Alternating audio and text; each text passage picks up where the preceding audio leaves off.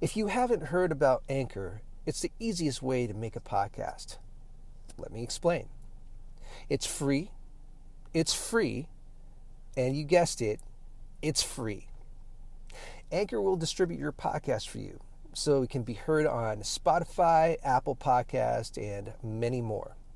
It's everything you need to make a podcast in just one place. So download the free Anchor app or go to anchor.fm to get started.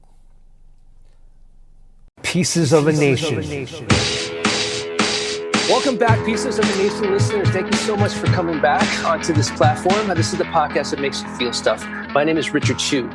Please follow us on Instagram at Pieces of a Nation. And while you're at it, please subscribe, rate, and review our show. It would really help us out. Also, please support us on Patreon. It's only $5 a month. Just go to www.patreon.com/Pieces of a Nation. Today, I'd like to introduce a young lady who is an actor turned filmmaker. She's a director and a producer.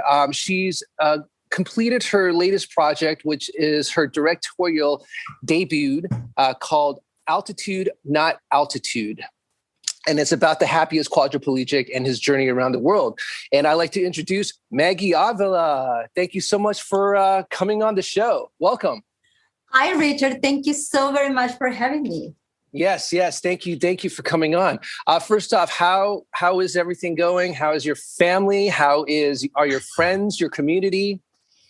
My friends are doing fantastic. My family is well, thank goodness. They're all doing fantastic. And prayers for our Nancy there, that it's a little bit under the weather. We're hoping that she recovers faster. The community, the community is a community. Yep. And I am doing really, really, really good. I am really, really feeling blessed by the universe and super lucky. Yes. Excellent. Well, where are you located right now? In downtown LA. DTLA, huh? Wow. Yes, Los Angeles. I love it. Yeah, that's LA's been has been a really interesting experience, right? I'm sure it's been crazy. It's been really crazy. It was even stronger, but it is really beautiful. I'm surrounded by so many artists, so many super smart people, really inspiring. Great places to visit, restaurants, art, museums, everything. It's just really, really cool. I'm really, really lucky to be here too. Well, I always say it's always a reflection of ourselves, right? If you're surrounded by super, super smart people, then you must be super smart as well, right? Well, like they said, I'd rather be the dumbest person in the room and grow and learn from the people that surrounds me than be the smartest and sometimes, yes, we're here to help each other and support each other and bring everybody else up and empower each other. But it is important to I do believe in that it is important to be surrounded by people that are smarter than you, more experienced, and with good heart, very importantly, most importantly than anything for me. Yes. Absolutely. I believe the same thing. In order to advance in your life and what you want to do, we need to really be able to surround ourselves with not just the smartest people, but also good people, right? Because it's the good people who are the ones that are able to be as generous as they can.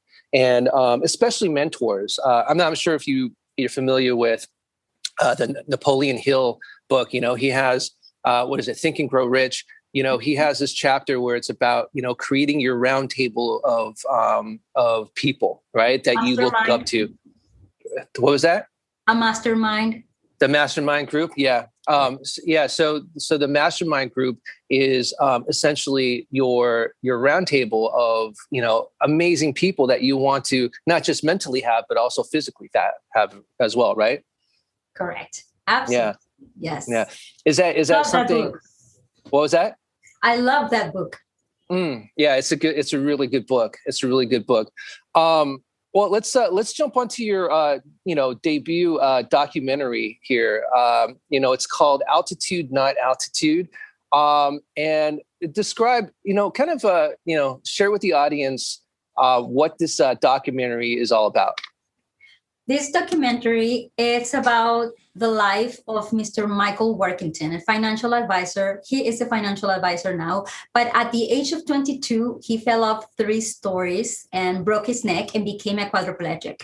And despite of that, he still created a super successful life, and he is the happiest businessman you'll ever meet. He's got a beautiful big heart. He helps a lot of people, and through beautiful European landmarks, we explore the 6 phases of recovery that every human goes after facing adversity. And it is a very humorous documentary because Michael's personality, I was trying to always make sure that it shined through the whole documentary. He is very happy and humorous and always finds a way to make the best out of everything. So that is what the documentary is about. Wow. I mean, I checked out the documentary. It's amazing how you were able to, visit all those places and make parallels with the phases, right, of what he was going to. What exactly prompted you to want to make this film? Michael is the perfect embodiment of all the things that I am pursuing. And every human being, whether they're conscious about it or not, we all are in pursuit of our full potential, achieving our full potential.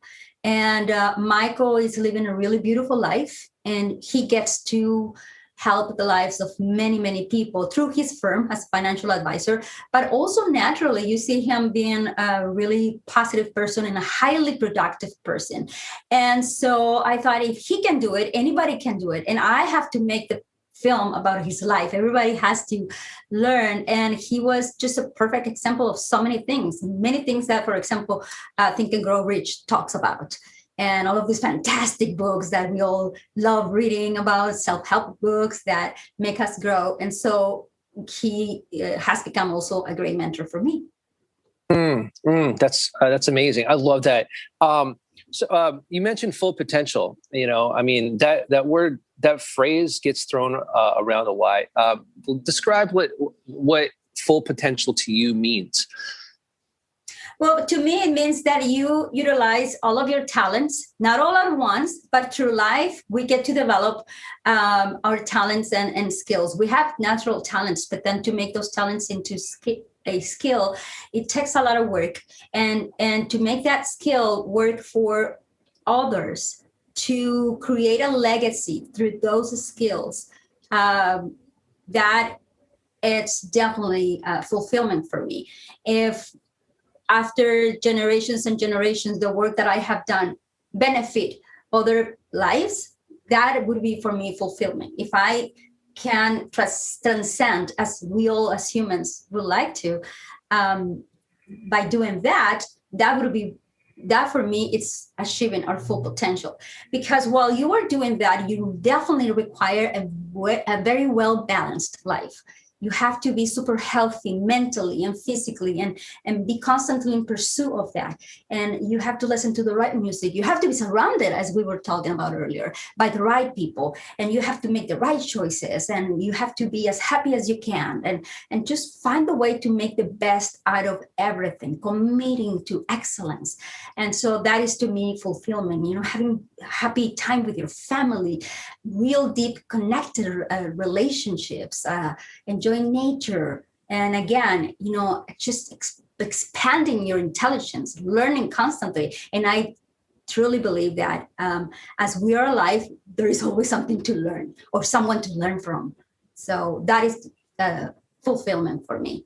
That is full potential for me. The word right. itself. Yeah, right. It's essentially leaving a legacy for the future, right? I also am a strong believer of fostering the new generation, fostering the youth, right? Because we have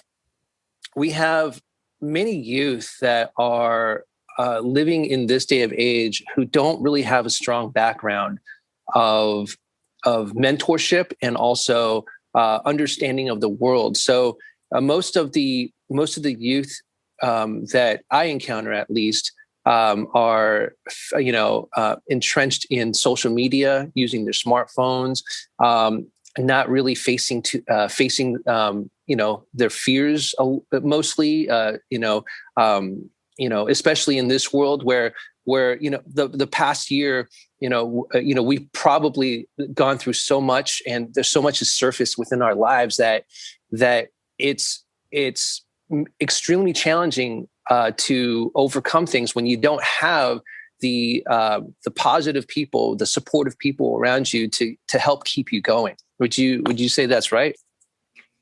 Yes, it is. I agree with that, absolutely. But there is also a way to find help, and that is one of the main reasons why I pursue Michael and to partner with me on doing this documentary, because this documentary shows to people, hey, there is help. No matter what struggle you're going through, no matter what challenge you're going through, there is help. There is a way to overcome things and become again super happy. And for youth, it is true that a lot of people do not have a way to acquire grit, especially when they live in a first world country.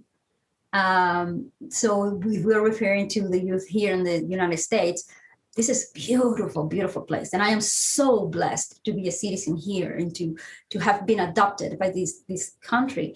And yes, through showing these films, through showing entertainment of high values that still appeal to them, we can teach them and guide them into that. And I mean, we have to adapt and we have to accept the new marketing tools, such as super short spam media. It is right. Great. It is great. I mean, but still, there is always a challenge to find a way to communicate to these people and find a way to get them to communicate with us. As a friend of mine recently completed that sentence for me. It is true, to find a way to get them to communicate with us. And so that is why we're doing this kind of things. Right. I mean, it happens with every generation, right? Because every generation thinks that they're going to take over the world. That the mortality rate is zilch. Every generation goes through that. And I've had the benefit of having really good parents, guide me through the process. I mean, I've had my ups and downs with my family as well, but being able to learn certain cultural foundations and having a certain idea of who where I came from. I think that really helped me to become the person that I am today. Let's get into your background here. Where are you from exactly? I am from Ensenada, Baja California, Mexico. Okay.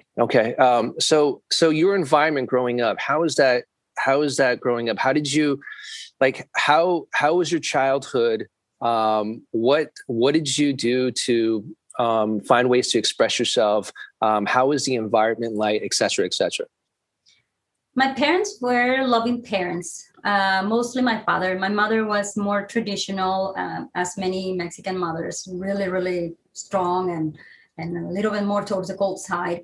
But I grew up, my father got sick. His legs were almost giving on him. And then our economy went down. And so I grew up in a neighborhood that was really humble, very, very humble. And right now it's, and it's stayed really humble, unfortunately. And, but I was really blessed and so lucky that a teacher, great mentor of mine, he's in heaven right now.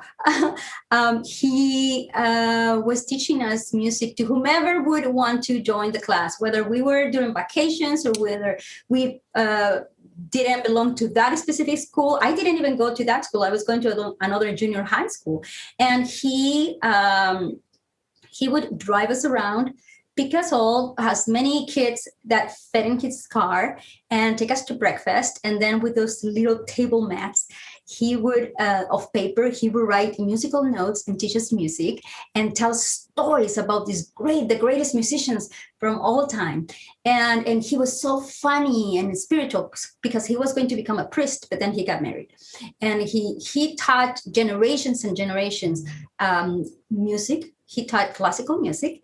And so I was one of the lucky ones that was his student. And so then he would take us to the classroom.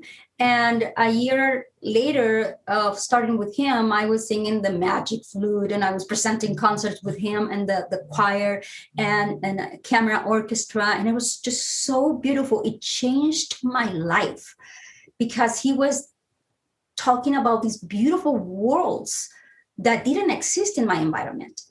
I mean, the novellas that my mother saw on television back there were talking about a very sad world. While our teacher, he was putting in our heads these beautiful, beautiful, like the European landmarks that I got to visit while directing this documentary with Michael Warkington, the altitude, not attitude documentary, right? And so it opened up my horizons, and my life got transformed because I started relating myself to different people, attending galas of all sorts, singing for even the president of Mexico once. And so my life was 100% committed to music. And then because of music, then I started modeling, and then I started doing theater. And then getting out of high school, I was invited to work as a newscaster. I was already studying theater, but I was invited to audition for the network Televisa. And so I became a newscaster, a news reporter. And it was a really interesting thing that also taught me so much. And so the rest is story. I continue acting, auditioning for films, and did a bunch of films in Mexico. And that is how I grew up. I was really, really blessed by being surrounded by really smart and giving, generous, super generous people. That's crazy. That's amazing. That's also pretty crazy. I grew up. I started off in music as well, right? Played music, wrote music, produced music. Eventually went into film scoring, and then I got burnt out on music after like 20 years or so. But it's really cool to listen to. So cool, Richard. That is awesome. Oh, thank you. I mean, listen. I feel like you feel super, super lucky and super blessed. I feel extremely lucky and extremely blessed, that you were able to ride the waves, right? And be able to stay ahead of the wave, no matter what happens. Yeah. Sometimes you might tumble, right? But most of the time we're always right there. I feel like, at least from this initial conversation. And I love the fact that your teacher introduced you to Mozart's Magic Flute, because that's such a beautiful opera. It really is. It really is. Powerful. It's powerful and fun. José de Jesus Vélez Ochoa. I just have to say his name because it's been a blessing, a memory for so many people in Baja, not only in Ensenada, but in Baja. I even have still some of my closest friends are the ladies who were part of those years of singing. And it's just beautiful, really, really beautiful season of my life. And I'm very grateful for that. I love it. What about struggles? Because with every high, there's always a low, right? What about struggles? Leading up to this point, what types of struggles, have you gone through? Whether it's self-identity, depression, isolation, whatever it is that you could share. Because as you know, this podcast is really about empowerment. And, if we are able to leave one message for the listeners, right? This is the really big opportunity to really dive into, these lows. So table's open. Please share. I'm gonna jump in with you. I'll be there for a lifesaver. So don't worry. How much time do we have left? We have plenty of time, as long as you want. Okay. Wow. So let me see how I can put it, because I really don't ever talk about any of these things. So my father was such a loving, wonderful person. But he was always working. He was a barber. And he was working from I rarely got to see him. And but we would see him on Sundays. and he would invite his friends and play this amazing music and talk politics and sports. And my mom, she was busy also conducting business inside the house. She would sell candy and food. And my father, as I was very, very young, even before my preteens, yes, when my father would spend a lot of time at the hospital because his legs started giving away because he was, a barber, and so he started getting ulcers. And my mother would spend a lot of time at the hospital with him, going back and forward. And so my siblings are older than me, like 5, 7, 10 years. I have 4 siblings, 2 brothers and two sisters. And so fortunately, my mother would never know, but I had to experience sexual abuse. And that man just died already, was the ex-husband of my oldest sister. And I had to overcome that for a long, long time. It resurfaced when I was in my late teens and early 20s. And right when I had moved here, like in my early 20s, when I moved here to the US. So then really as a teenager, I had a baby. My beautiful daughter, now she's 27. And a lot of people don't know this because she's very private. She doesn't like to be much in social media and stuff like that. And especially my agent used to say, my first agent here used to say, your daughter looks about your age. So I don't want people to think that you're older. So let's not talk much about her. I'm like, oh, okay, well, whatever you think, it works, right? and so being a teen mother also made me super strong because I needed to provide for my daughter. Her biological father, we were so young that we couldn't stay together. And so my baby and I, we will run around, and the world of films really brought a lot of life and happiness to me because I would be able to bring my daughter everywhere I went. And I even went to a lot of schools where I would bring her, just when I was studying. And when I was singing, my musical sisters, they would carry her around and she would be all the time with us. So I was really, really blessed that she was a very friendly little girl, not scared, but super happy to be in everybody's arms. So I would be running around with her. Then when I moved here and she was a little bit older, I had a boyfriend back then, and we were so young too. He was very young. And so he would travel a lot. And so I had to spend a lot of time alone. And his 2 kids, he had a boy and a daughter, almost the same age than my daughter. My daughter was 7, 8, 9, 10. We divorced around when she was almost 12.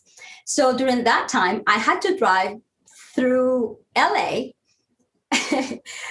between all of my auditions with the 3 kids and maybe a friend or 2 of theirs in the back seat of the car, yelling and screaming and having fun and throwing things while I am memorizing my lines. So can you imagine how that looked? Sometimes, wow. Sometimes I would just walk into the casting office and have the kids sitting in the waiting room very, very quietly, and they had promised that they were going to be really good kids, but then I would be trying to deliver my performance in the casting office, and in the back I would hear the kids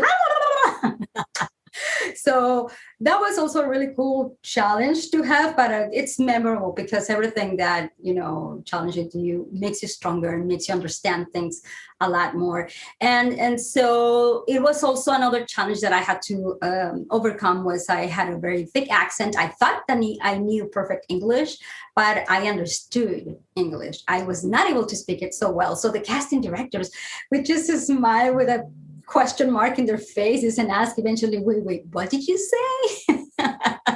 So the first impressions that I caused with all of these casting directors were probably not very powerful because they thought, oh, this lady cannot speak English, or she doesn't sound like an American. And back then, I am talking about 15 years ago, even 7 years ago still, and more. Most of the roles were for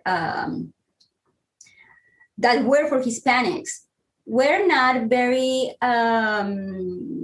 flattering. They were portraying Hispanics in a more pejorative way, unfortunately, because they didn't know us as much as now we're being known. And thanks to people like you that interview us and see that, hey, we do have a good heart, good values, and we work hard and we're professional and so on. So those characters back then, they used to be either for a call girl, a service lady, or a member of a gang, right?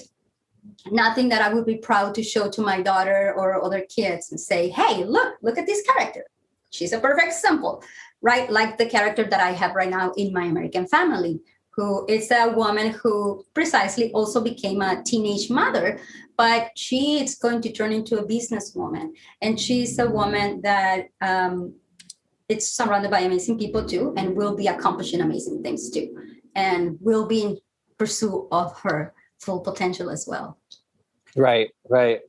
Yeah, the diversity thing is fascinating to me. As I said before, I was a musician, right? But when I ended my music career, I mean, I still write songs currently, and I still put out music and produce music, but it's just for personal flavor, right? But for the diversity thing is again fascinating to me, because what happened was after my music career, acting came into my life, right?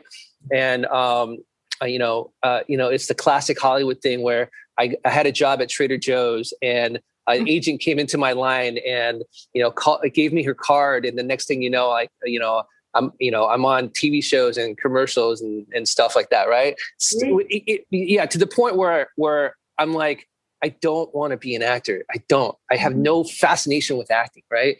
And until about several months later, I literally got, not literally, but like got bit by the acting bug, and it was a whole art form that I really embraced. But let's talk about that. Oh, thank you. It was again, completely out of my control. But when it came, I was able to consciously take that over and just move forward with it, right? But talking about like diversity, similar situations, right? You would get.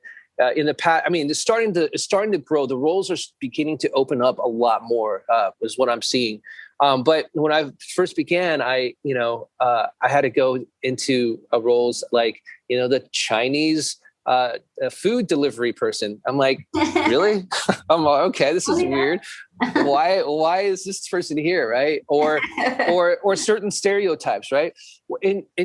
You've been in this business for a long time, and you've been acting in two different territories of the world, right? So the difference. What's your perspective on the difference coming from where you originally came from and when you came to the U.S.? What was your biggest thought on it, and also was there resistance within your heart? Like, how did you see these roles that were being presented to you, and how did you really bust through this? Great question. The second part is actually a great question. So the challenges that I experienced, I went to Mexico City, Mexico, like you guys call it. And there was a lot of competition that I was not ready for, because, and obviously more competition, I found more competition here. But over there, I was all alone with my little girl, and I didn't feel safe because I felt surrounded by men that, had that old world mentality of, harassment and so on. So it was really, really challenging for me. I didn't feel safe leaving my daughter with anybody, any babysitter, nor nothing. It was totally different. And over here, I felt more safe, and I felt that things were more organized. And although I was having really good experiences in the film industry back in Baja, in Mexico, in different states of the country, the whole republic, I wanted to go to the next level. I had the great opportunity to work on a feature film with a great pivotal character. And it was my very first theatrical release. And I thought, yes, this is it. This is going to be what is going to give me light. And then all of these casting directors are going to see me and producers. And so it's time for me to start knocking on doors and see, hey, go to the movies. My movie's playing right now. But no, that did not work out. That did not work out. It was, I don't know, I spent about a year there. And so when I decided to move here, I was exploring the area and I was attending a lot of conferences, seminars, and premieres, and trying to network and see. And things started working out for me here way faster. People were casting me. Even there were Spanish commercial, even if they were not union commercials, it was work. And I was being able to provide for my daughter. I was too young and I was not sure that I wanted to get married, but then it was, also had the support of my boyfriend, who, I would trust my daughter and his kids. And so I started making friends faster here. And just, that's how it happened. And Mexico is a really, really beautiful place. And they have amazing productions, amazing talent. But I just didn't get to that, unfortunately. Then I was, and so that was a big difference for me. Then how did I overcome, what was your second question? How did I overcome that? How did you bust through it? How did you bust through those sort of stereotypes or the feeling of a stereotype? Did you feel less than? Because here's the thing. Can you hear that, by the way? There's a lawn leaf blower outside. I'm not sure if that's loud. Can you hear that? Can you hear that? A little bit, but barely. Okay, perfect. So because I mean, how did you bust through it? Because here's where I want to find sort of a relation and how to see things differently, right? Or helps people see things differently is, when we're confronted with, and I'm talking entertainment as an actor to actor, right? Confronted with roles that we personally feel as a human being that is limited.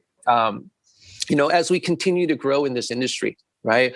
We start to understand, like, wait a second, this like me being here isn't just being the bad person, the gang member, or a food delivery person. There's more to me, right? In the spectrum of lives, right? So how did you look at the situation as you began to grow in this industry and bust through that? So to answer better the previous question, I did experience a little bit of that too in Mexico, because I was not a blue, green-eyed person, blondie, and they were casting mostly people with Caucasian looks, right? If you saw the novelas and commercials and everything. And so I was not that. And when I came here, I was not dark enough to even play a maid or something like that. So isn't that crazy? Isn't that nuts? Yes, unfortunately, very, very, very crazy. And so how do you overcome that? You just keep on knocking on doors. You just keep on or creating your own material. And I never took it personally. I did understand that they didn't know that Hispanics, for example, are such a great, great, great number of consumers. I mean, it's 70, 60 something % of people that goes to the movies are Hispanic families. And so the viewers and so on. And now there is so much intelligence about that. And now we are working towards, and we have to keep on pushing towards bringing in more diversity. And so I never took it personal. I just thought, okay, so it's a person that happens to be a service lady, but can you please write more in depth this character? Because if you're going to have a character, yes, there is circumstantial characters, but after all, when you're writing characters, your characters, they all should have depth. And that is the importance. I don't care if I play the role of a president of a nation or a service lady or a call girl, as long as those characters have depth and are dimensional, as every human being is, and has values and has this depth as every human. And so how do you overcome that? Oh my God, it was really painful having so many amazing books around and having to read scripts that were like, not there yet, not there. And so you just keep on, raising your voice and telling people during these panels, for example, asking these questions, constantly requesting, requiring, posting in social media, communicating to everyone as much as you can. We need diversity. We all are humans that have depth and love and hate, and we all are good and bad. So just disregard the color or the accent and bring us all in, because the world is stronger. The more diverse the world is, the stronger it becomes. And it's just Right. in biology. Yes. Yeah, right. Yeah, exactly. I completely agree. Yeah, I mean, I think I had an acting teacher years ago. I was doing a scene with someone, and my role was basically the word vomit role, right? And the other person really didn't have that much dialogue, but it was an even performance, as in terms of action reaction, right? So you would say this thing. One person would say this person would have to react. So it would go through the whole scene. It was actually Hurly Burly, the play Hurly Burly, right? And after the scene, the acting teacher, obviously, does their critique, and he had said that he asked, the other person, like, what are you doing? Like, why are you just sitting there?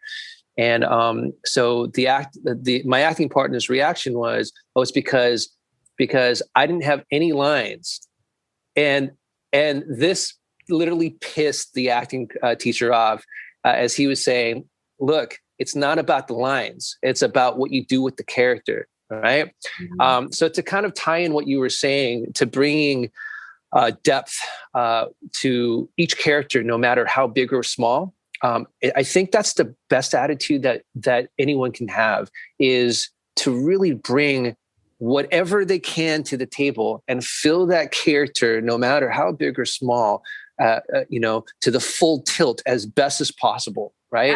Absolutely. Right? Oh, yes, absolutely.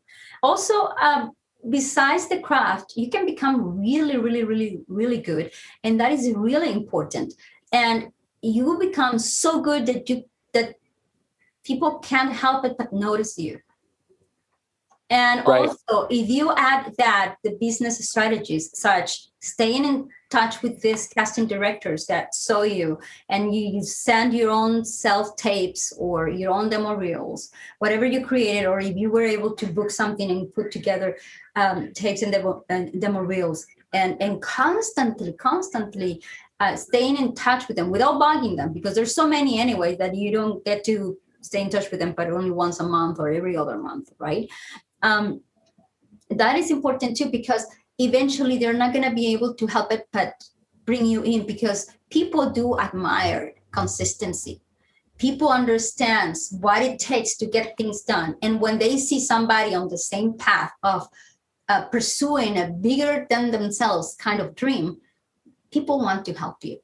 People want to make things happen for you and others, because they are probably going through the same path.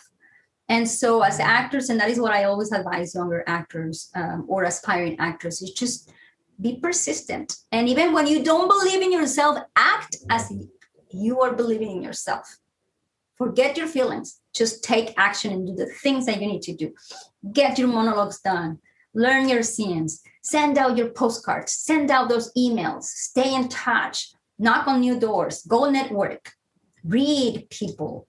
Learn from people. Read these amazing, inspiring biographies. I mean, if you read the biographies of all of these actors, everyone has had to go through struggles, and it's really, really, really beautiful and empowering. I'm so glad that you are doing acting now, that you got bitten by the bug again, and that you are doing it, because it's so beautiful. It's so beautiful. So happy. Thank you. I mean, likewise too. I mean, it is a beautiful art form where you get to express yourself, and bring to the table your life experience, and that's what it's really about. It's not really about acting. It's really about bringing your life experience into the role, right? Your work, yes. Right. Your work, right? Whether you're an actor, you're a painter, you're a director, a producer, like myself, turned from acting, or you are a sculptor, and yes, musician. Absolutely, your life experience is what is going to make things the best. Recently, I was talking with a producer friend of mine who was kind of pitching something, a project to me, and so it got me curious. I asked him, what is the struggles, what are the struggles, or one of the strongest struggles you have to go through in your life? And then he was sharing that with me, and I said, when you implement something like that in the things that you are doing, the projects, somehow it's going to take a whole new color, and you're going to be able to connect that to a larger audience, to a larger people, to connect with other people, because we will all go through struggles, no matter what. And a lot of people are going to connect to your own struggles. Right. Exactly. Yeah. I mean, I have plenty of mentors as well that has mentioned, you got to bring you, and whatever happens, you got to push through it. Right. I want to segue into how you got into this documentary. This documentary is a very powerful documentary because it shows the happiest quadriplegic, which is amazing, right? I mean, most people would not be able to mentally survive something like that. But Michael was able to really lift himself above the fray and see things a little differently. So for you as a filmmaker, what sort of led you up to this? Meaning, were there parallels in your life that you were dealing with, that you found this subject matter fascinating and made you want to make this film? See, that is a great question. True. So I was going through a season in my life where I was ready to direct. Every script that was given to me to read or to audition for, I couldn't help it but to see them. And I have loved movies my entire life. And I have watched so many wonderful, wonderful movies that it's a natural transition from being an actor and being on so many sets with wonderful people, and into just wanting to direct your own films. And so yes, I had also recently overcome death, divorce, just you name it, right? The economy went up and down, and so many things. And I spent a lot of time alone, meditating, praying, and trying to figure out how to really make my career work, because I was auditioning for so many years and I was working at it for so many years. And I thought, okay, so my breakthrough is not happening. What am I doing wrong? Or is there something that I don't know that I am not doing? I mean, is there something that I don't know that I don't know?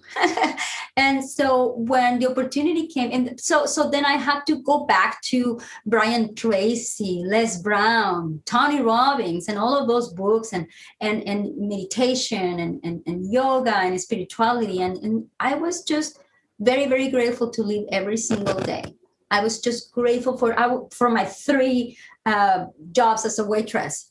Even though I was super tired, still I have until this day have never said no to an audition. I have not missed an audition. I have delivered, I have performed those auditions, no matter how big or how late and tired I was. How late the audition arrived. One audition arrived at 11 p.m. and I was not going to have time to deliver the next day. And so I did it. I was so tired. Before that, I was so tired. But then I started performing this audition, and somehow I became alive again. I was like, wow, so cool. I just love my career. And so, Yeah.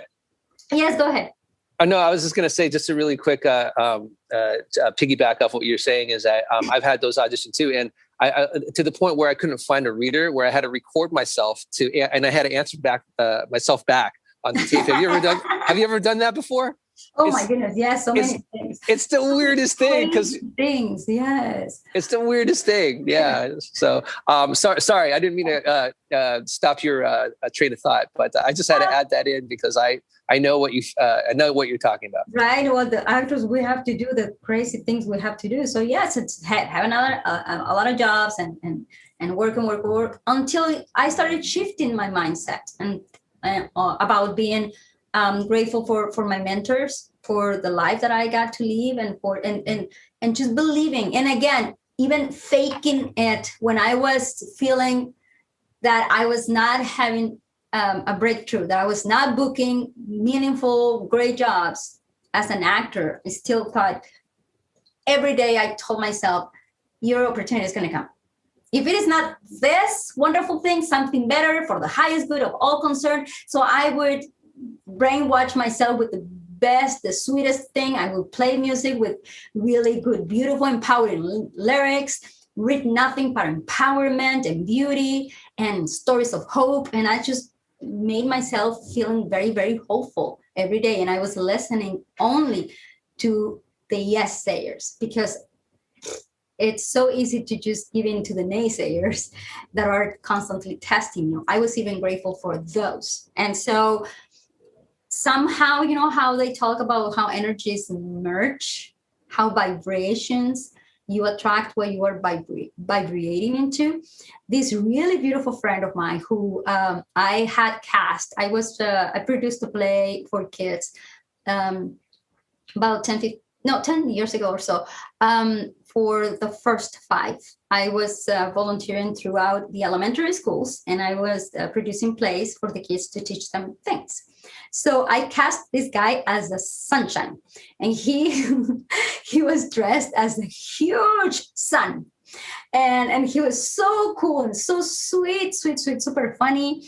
And so we somehow stay in touch, through Facebook and social media. You see what he was up to and click like, and he would do the same for me. But hardly ever we saw each other, but, some networking events, say hi really quick and so on, right? So one day he calls me and says, hey, this guy wants to do a short film and wants to do a test photo shoot with you. And I said yes. And so I went to do this photo shoot with this man who was his friend.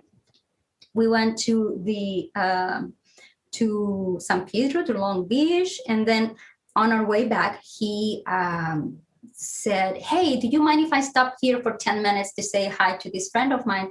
And I was like, no, I am a little busy. Can we just go? Like, trust me, you're going to like this guy. He's really inspiring. And then, so I went with him, and we arrived at this 1920s beautiful condo in Long Beach. And we went all the way to the top floor. And that is when I met Michael. And Michael looked like Mr. Clean, with no hair, with big, bright blue eyes and a big smile. And he's on his wheelchair, but I didn't even notice the wheelchair at that moment because he was so joyous, such a sweet person with this beautiful energy. And so he started talking about, they literally did talk for only about 10 minutes. But then Michael, as we were saying goodbye, he started talking about his trip to Europe. And he said, I'm going to go on this Mediterranean cruise, and we're going to go to Spain, London, France, and Italy. And I said, oh, you have to take a lot of pictures and make sure you post them on social media so I get to see them. That is going to be fantastic. And I hope you take a lot of pictures or videos or something. And he said, yes, it would be nice if someone did videos for me and stuff like that. And then he said, and is somebody going to do it? And I said, you should do actually the life, a story of your life, a movie about your life. Because by then we have talked about his story, how he fell, the 3 stories, and broke the neck, and became really successful. And so he said, yeah, some people have asked me and invited me and proposed to me and books and this and that. And I said, and why not? He said, because nobody has really really explain to me how it is. And I said, well, let's have dinner. Let's talk about it. And I can totally show you the path. And so a week and a half, we went back and forth with numbers, with paperwork, with meetings. And I was able to convince him to let me be the one to tell his story. I asked him, what are you going to do in the following 5 years, 10 years? You should be an inspiration to a lot of people. People need to know your story. Your story is so beautiful. And so we ended up signing contracts. And then I had 10 days to put together a skeleton crew to go with me. And Wow. then we made it happen. Wow. 10 days? Yes. Oh, wow. Wow. Congratulations. Congratulations. Wow. Thank you. Wow. That's You have no idea. It was so funny. Because people would say, but Maggie, I haven't seen you in forever. You have been acting, but now you're producing. Wait, what? And you wanted to go on a trip with you and this perfect stranger, this guy that you just met all the way to Europe? I don't think so. It's so bizarre how the universe can bring things to us, right? Mm-hmm. I mean, from your story, it just sounded like, during your downtime, and this is not just you, of course, it's obviously in everyone's lives, but you specifically in this situation, when you had all that downtime, some people would use that downtime to drink, to do things, to kind of, I don't want to say waste away, but, essentially waste away. Right. But you took the opportunity, right, to fill the downtime with books, with good information, with just things that could really start your brain flowing and kickstarting something. And that led you into meeting Michael, who is, I mean, I haven't met him yet, but considering watching him and the way he talks, he's all Mr. Positive. And so that was essentially everything that sort of reignited you and clicked, and you merged together because of that energy, right? Yes, absolutely. And he's been an amazing partner. He said to me, Maggie, I am really busy with my practice as a financial advisor, and I do not have time for any of this. But if you can do it, go for it. Just don't charge me too much. and it's been a really beautiful, beautiful journey. I mean, and the only downtime that I had was after COVID, when COVID started into 2020, when the first lockdown. But then that was a time that was not meant to be for me a downtime anyway, because it was a time for me to be submitting to all of these film festivals. And they all require different paperwork and different formats of the video. So it was a lot of work that helped me cope. A friend of mine was telling me, you have become a workaholic. And I think that you're just coping through that. And I thought, okay, well, I guess it's a good thing. And so it's a way also to cope through things, right? Because when you focus on something that is positive and you put all of your energy into that, then, you do better. Yeah, exactly. What do you think? What do you think, in your opinion? What do you think Michael's main message was in the documentary? Michael's message, he wants to show to people that it is possible to still travel and still enjoy life, even for someone like him. Yeah. That's powerful. That's powerful. When's the film going to be released? We are having a premiere this Thursday, tomorrow. Woohoo! And it's going to be on iTunes and Apple TV from the 8th, from Tuesday, the 8th of June.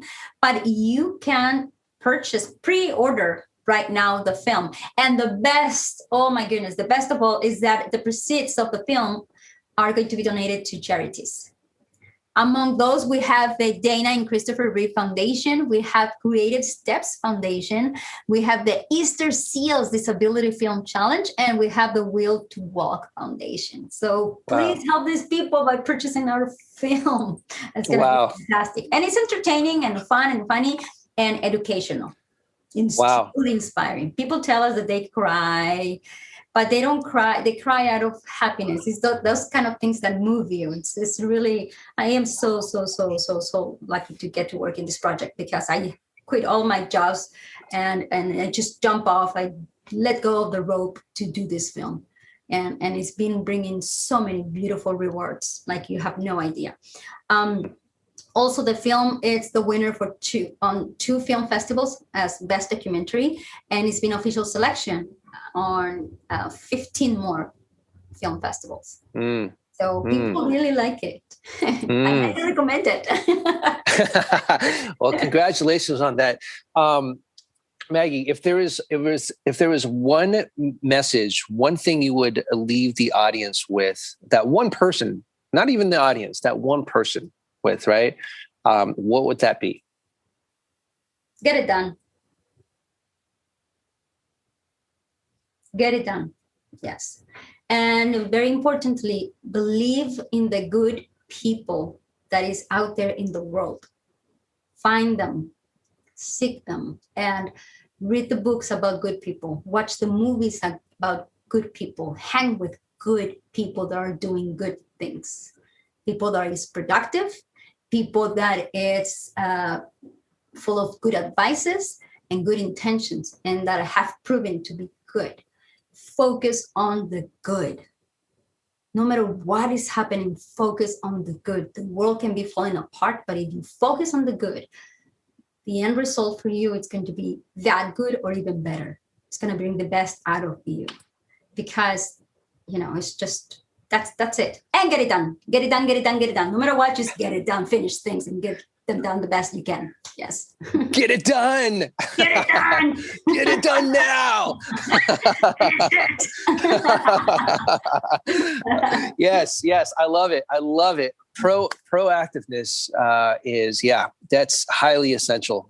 It's like the book, The Alchemist, right? And really, it's such a beautiful story, right?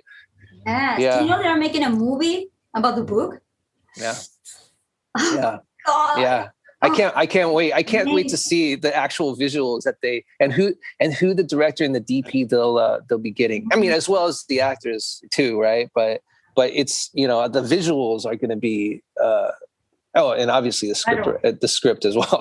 The whole thing, the whole package. Yes. Why am I even compartmentalizing the whole package? Yes, because it's visual. It's a visual piece of art. It's going to be a visual piece of art. Yes. I can imagine either too. I can wait. I can wait. Yeah, I know.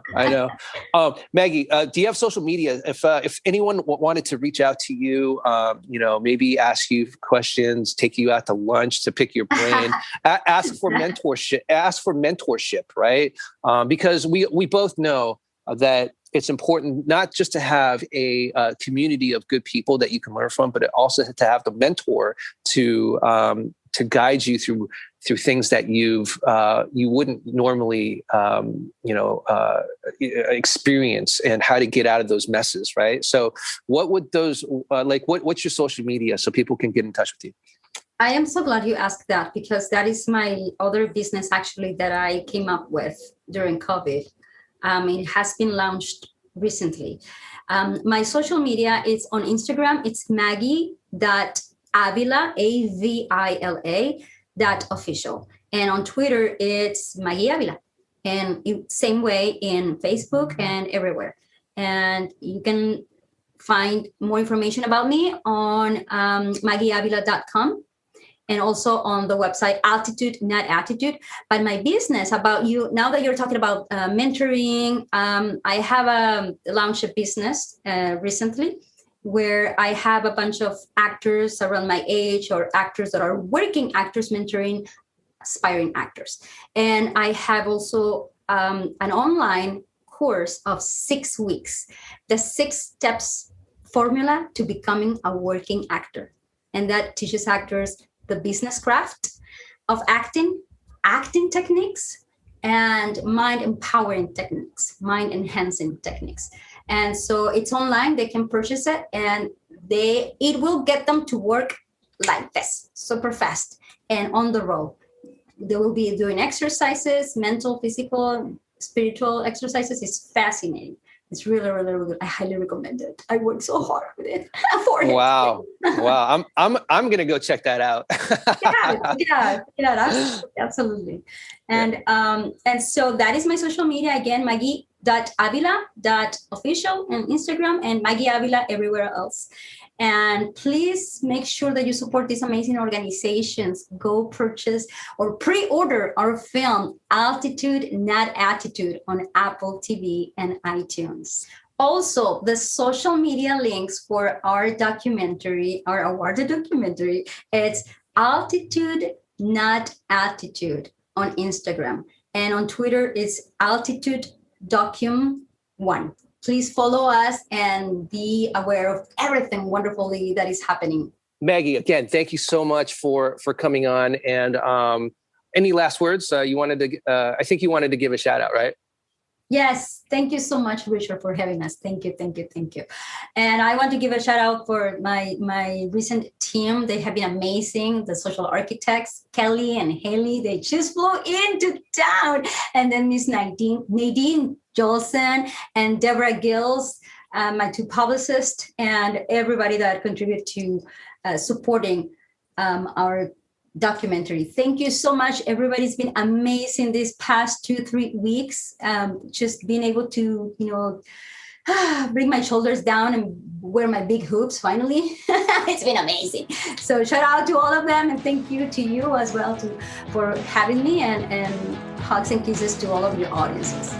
Thank you, Maggie. Again, thank you for your generosity, your wisdom, your light in bringing this documentary out to the world so people that can see it. Again, thank you so much for your time. Thank you, Richard. All right, Maggie. Peace out.